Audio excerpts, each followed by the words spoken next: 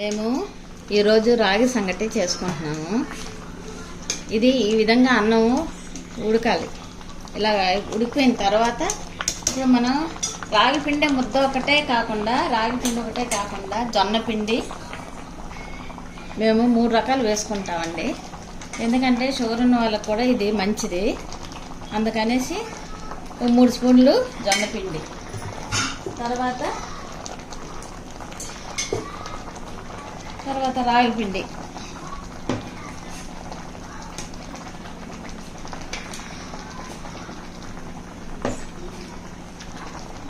సరిపడేది రాగి పిండి వేసుకున్నామండి. తర్వాత సద్దపిండి కూడా కొద్దిగా వేసుకుంటాం.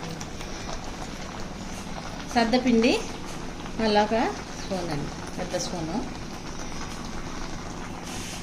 వేసుకునేసి కొద్దిసేపు ఇది సిమ్లో పెట్టేసి మూత పెట్టాలండి. మూత పెట్టేయాలండి, అలాగే సిమ్లో పెట్టాలి.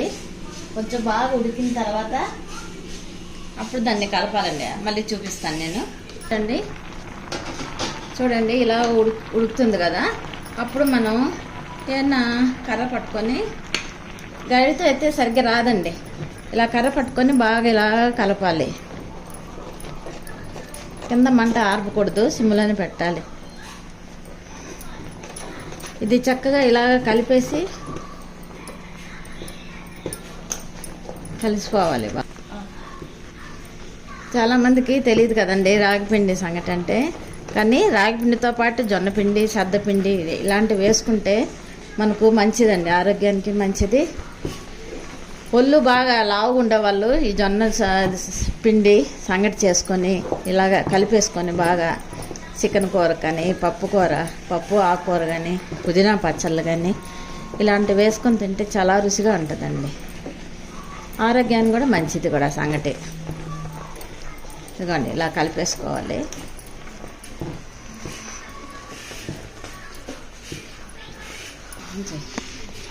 ఇదిగోండి అయిపోయింది. ఇలాగ కలిపేసుకున్నాం కదండి. ఇప్పుడు దీన్ని ఒక 5 మినిట్స్ మూత పెట్టేసి వదిలేయాలండి. ఒక 5 మినిట్స్ అలా పెట్టేయాలండి సిమ్లో, మాడిపోకుండా చూసుకోండి. అయిపోయిందండి. ఇప్పుడు దీన్ని ముద్ద చేసుకున్నాం అండి. ముద్ద చేయడం ప్లేట్లోకి వేసి పట్టుకోవడం అంటే కొంచెం కష్టం అవుతుంది కదండి, వేడిగా ఉంటుంది. ఈ విధంగా కూడా ముద్ద చేసుకోవచ్చండి. ఒక చిన్న బౌల్లోకి ఇలా వేసేసుకొని ముద్దలాగా వస్తుంది కదా, చూసారండి. ఇలా వేసుకోవచ్చు, ప్లేట్లకి సర్వ్ చేసుకోవచ్చు. ఇప్పుడు దీన్ని మనం చక్కగా చికెన్ వేసుకొని ఇలా చేసుకొని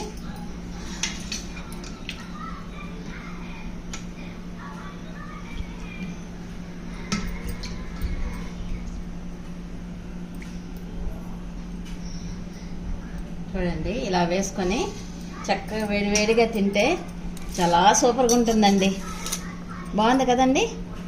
ఇలాగ రాయలసీమలోని ఇలా సంగటి చేసుకొని తింటామండి.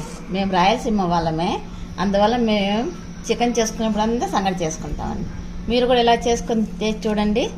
మెసేజ్ పెట్టండి, మాకు కామెంట్ చేయండి ఎలా ఉండేది. Okay, thank you.